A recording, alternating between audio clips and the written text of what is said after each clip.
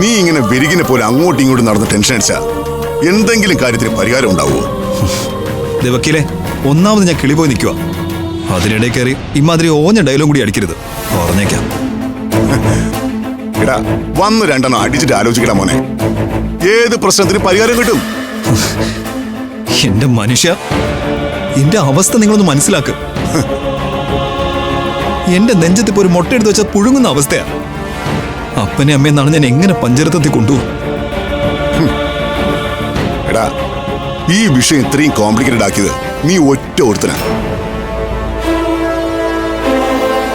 അനഘയും അവളുടെ വീട്ടുകാരും നിന്റെ അച്ഛനമ്മമാരെ കുറിച്ച് സംസാരിച്ചപ്പോ തന്നെ അവരൊക്കെ നിന്റെ കുഞ്ഞുനാളിലെ തന്നെ മരിച്ചുപോയതാണെന്നോ മറ്റോ നിനക്ക് അപ്പൊ പറഞ്ഞ പോരായിരുന്നോ? രാമായണം മുഴുവൻ വായിച്ചു കഴിഞ്ഞിട്ട് രാമൻ സീതയുടെ ആരാണെന്ന് ചോദിക്കരുത് വക്കീലെ.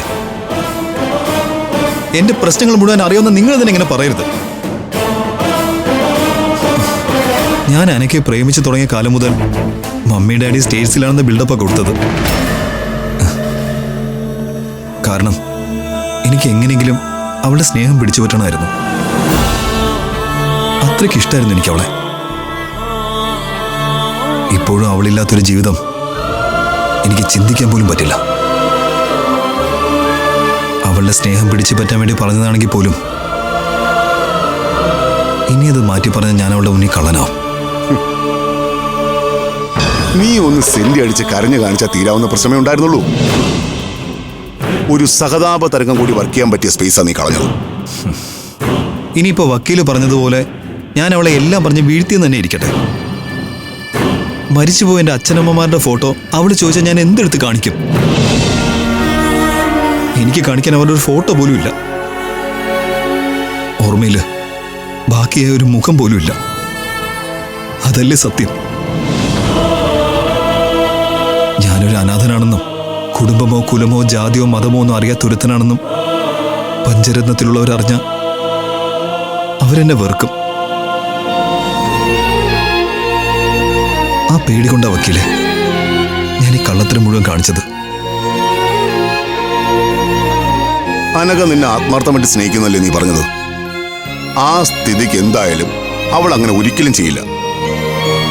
എടാ ഉവേ, കൂടുതലും ഒപ്പിച്ചാലേ നീ അവളെ വിളിച്ചിറക്കിക്കൊണ്ട് വരണം. വക്കീൽ ഇത് എന്തറിഞ്ഞിട്ടായി പറയുന്നത്?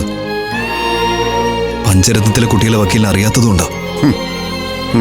അവരഞ്ചുപേരും ഒറ്റക്കെട്ടായി മാത്രമേ ഇന്ന് തീരുമാനം എടുക്കൂ. അങ്ങനെയാണെങ്കിൽ പിന്നെ ഞാൻ നോക്കിയിട്ട് നിന്റെ മുന്നിൽ ഒറ്റ വഴി മാത്രമേ ഉള്ളൂ. പറ വക്കീലെ, എന്താണ് ആ മാർഗം? അതൊക്കെ പറഞ്ഞുതരാം. അതിനു മുമ്പ് നീ ഒരെണ്ണം കൂടെ കഴിക്കുക. വേണ്ട, ഇന്നത്തെ കോട്ട കഴിഞ്ഞു. അങ്ങനെയാണെങ്കിലേ ഇന്ന് പറഞ്ഞു തരാനുള്ള ഐഡിയകളുടെ കോട്ടയും കഴിഞ്ഞു. ഓഹോ, വിലപേശുവാണല്ലേ? ആ, ആണെന്ന് കൂടിക്കോ. എടാ, ഇതങ്ങോട്ട് പിടിക്കടാ. അടിക്ക്. ഇനി പറഞ്ഞു തുലയ്ക്കുന്നുണ്ടോ? ഈ പ്രതിസന്ധി മറികടക്കാൻ നിന്റെ മുന്നിൽ ഒരൊറ്റ വഴി മാത്രമേ ഉള്ളൂ. വഴി എന്താണെന്ന് വെച്ചാ എത്രയും വേഗം നീ ഒരു മമ്മിയെ കണ്ടുപിടിക്കണം. മമ്മിയെ കണ്ടുപിടിക്കാനോ? എന്തിന്? അപ്പൊ പഞ്ചരത്നത്തിൽ കല്യാണാലോചനയ്ക്ക് പോണ്ടേ? ഓ, ഡ്യൂപ്ലിക്കേറ്റ് മമ്മി ഉണ്ടാക്കി നാടകം കളിക്കാനാ?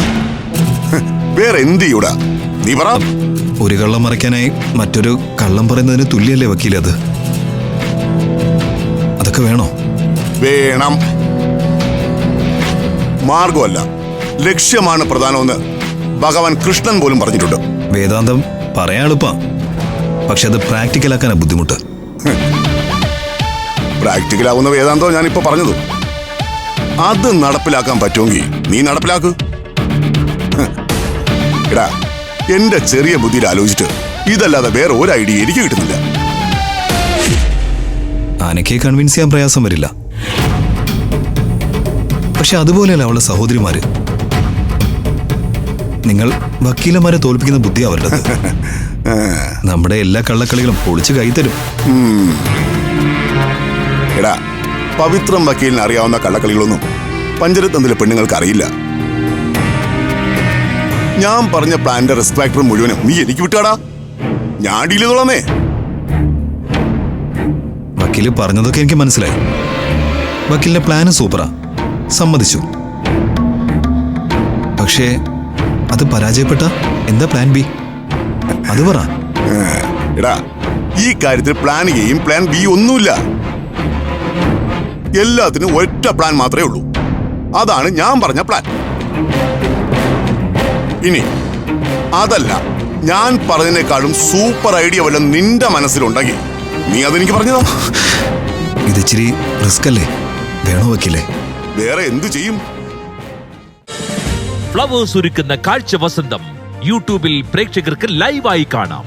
ഫ്ലവേഴ്സ് കോമഡിയിൽ ജോയിൻ ചെയ്യൂ, ആസ്വദിക്കൂ.